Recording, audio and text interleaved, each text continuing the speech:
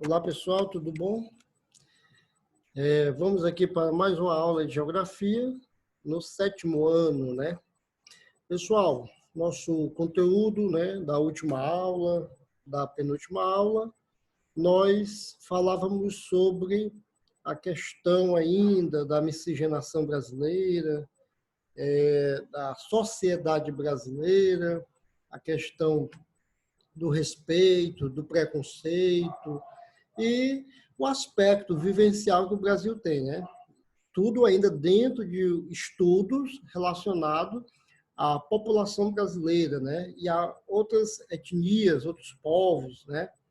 Agora nós vamos estar observando, pessoal, um pouco sobre a questão de uma geografia física, certo? Então, o 7º ano vai observar um pouco de uma geografia física do Brasil voltado para o relevo brasileiro. Você vai lembrar que o relevo brasileiro, ele é um relevo mediano. O Brasil é um país de relevo sem muitas expressividades, né? Sem muita altitude. Vamos ver aqui comigo, pessoal. Nós temos aqui imagens, né, para relembrar a questão do relevo. Lembrando a todos que o relevo terrestre ele é constituído por 4 elementos, né? O relevo terrestre ele tem montanhas, planaltos, planícies e depressões. No caso do Brasil, eu vou dizer para vocês que o Brasil só tem planaltos, planícies e depressões, certo? Dentro de uma visão geológica, né, de uma formação da estrutura geológica do Brasil, certo? Então, olhando para cá, você pode lembrar comigo, pessoal, sobre essas unidades. Ó, nós temos uma área de montanha, cordilheira. O que é uma cordilheira, professor? É um conjunto de montanhas. Então, você vê aqui nesse desenho, nessa parte de trás, que nós temos aí esse conjunto de montanhas, né? Nós temos uma área chamada de cordilheira. Como você vê, ó, veja comigo aí, cordilheira aqui atrás. Nós temos áreas de serras, geralmente fica também em áreas de planaltos, né? Ó, área planáltica, área de serras. E nós temos área de depressão, ó, terras baixas, né, próximas às planícies.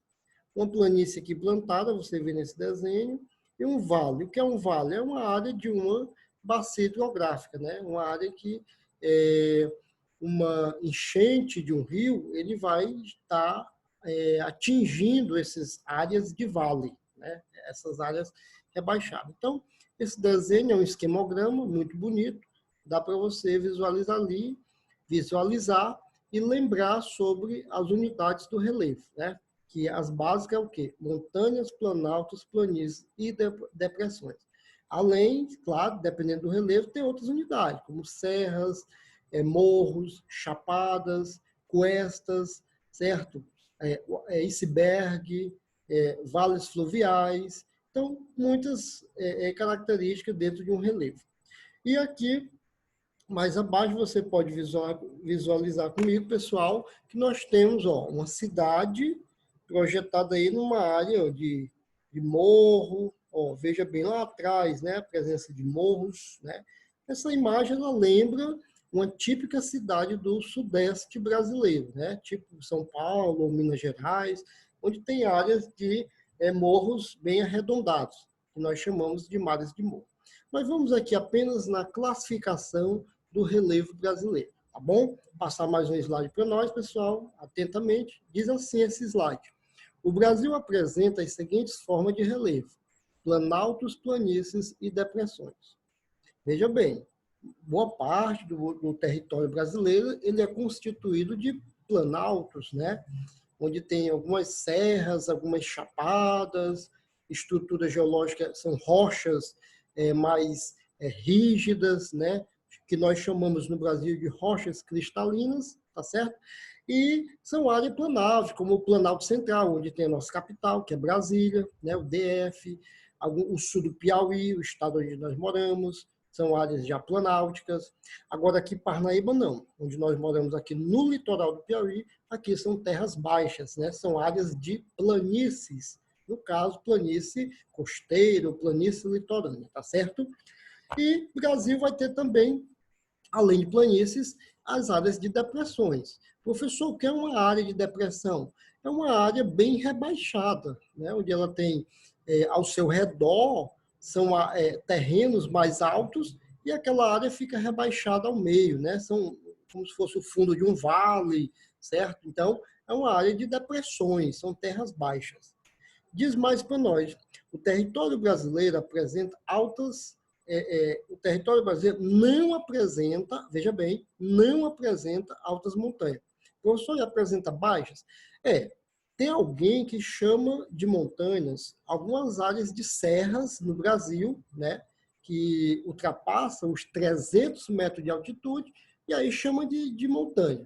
Mas dentro da explicação geológica de formação do subsolo ou das estruturas de rochas do Brasil, nós não temos uma explicação para isso, né? Para ser chamado montanha, viu? Porque só tem montanhas, na verdade, onde tem as áreas de dobramentos modernos, coisa que no Brasil não tem. Nossa estrutura geológica é composta apenas de cratos antigos, que formam nossos planaltos, ou também áreas corrosivas, né, de planaltos, e o Brasil também tem bacias sedimentares, que é onde tem alguns planaltos ainda que sofrem com sedimento, e as nossas planícies e depressões, que essas são próprias de área baixa, chamada de bacias sedimentares, tá bom? Então, mas compreenda uma coisa, que o Brasil tem planaltos, planícies e depressões, tá bom?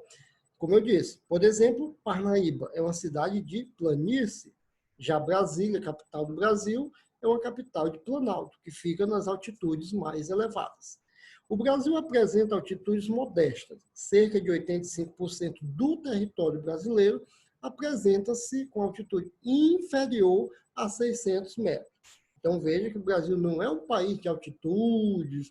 Talvez algum de vocês já viram alguma cidade, até aqui na América do Sul, né, como Bogotá, capital da Colômbia, a Caracas, a capital da Venezuela, o próprio Lima, né, capital do Peru, são cidades que são altas, né? São cidades de montanhas, porque elas ficam lá na chamada Cordilheira dos Andes, né? É um conjunto de montanhas aqui na América do Sul, pertinho do Brasil, vizinhos do Brasil, né? Mas o Brasil não. O Brasil, ele tem planaltos, né? Ele, no geral, nós temos terras baixas, né? Não são tão altas. Altitude é a altura de um lugar em relação ao nível médio das águas do mar. Então, a altitude do Brasil ela é mediana, né? O Brasil não é um país de montanhas, de capitais de altitudes elevadas, como eu acabei de citar, tá bom? Vamos mais um slide aqui, pessoal.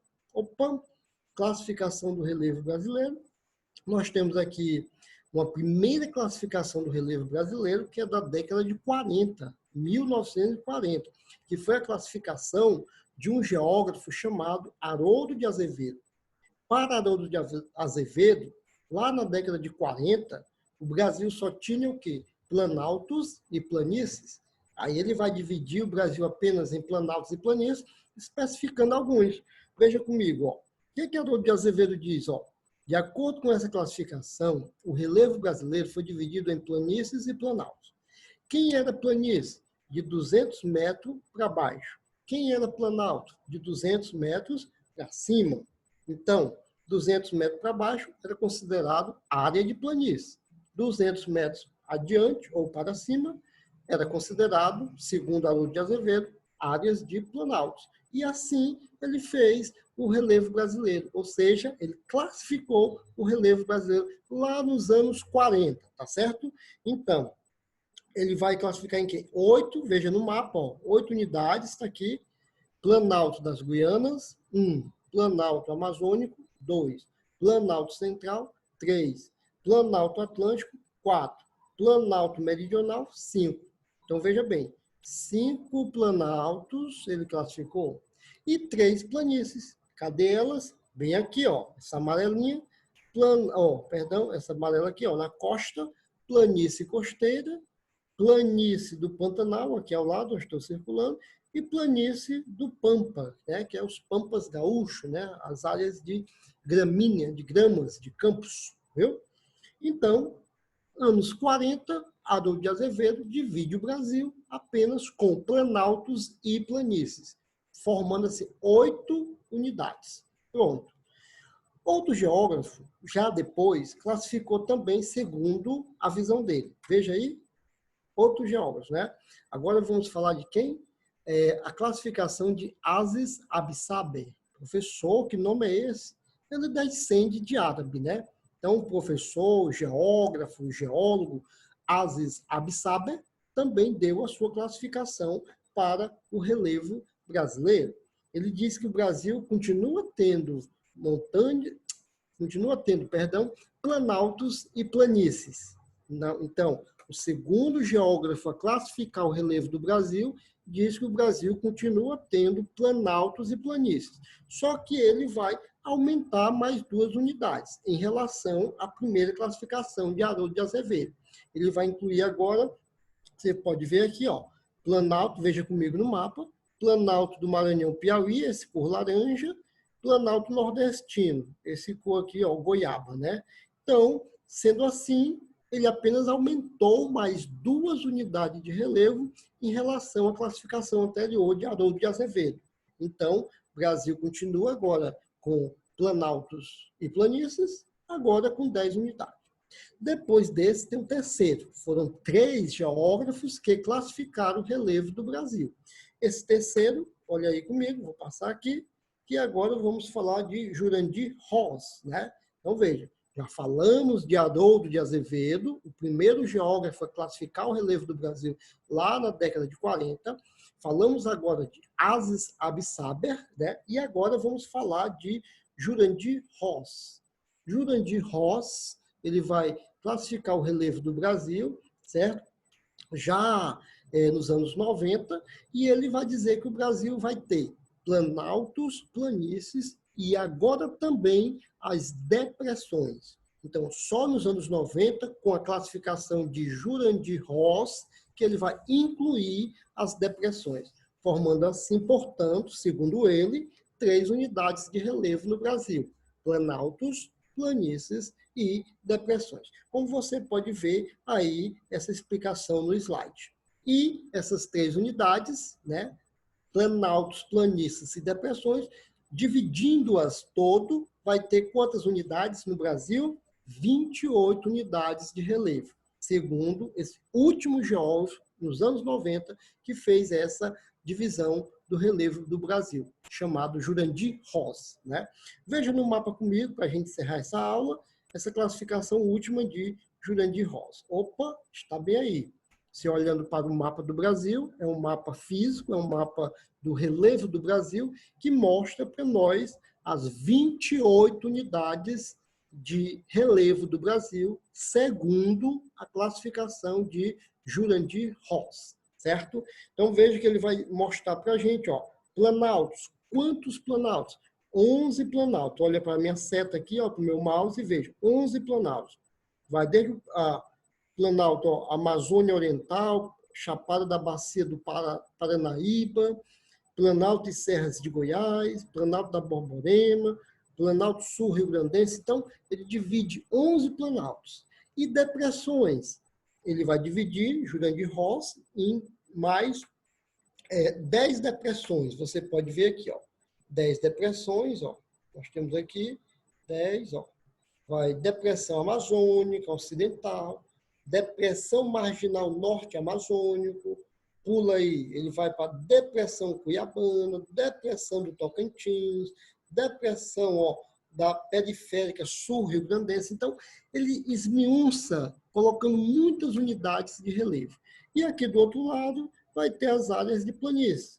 Planície Amazonas, planície Araguaia, planície do Pantanal, planície da Lagoa dos Patos, planície dos Tabuleiros de Torane. Então, formando assim um total, pessoal, de 28 unidades de relevo, classificadas em planaltos, planícies e também depressões, tá certo?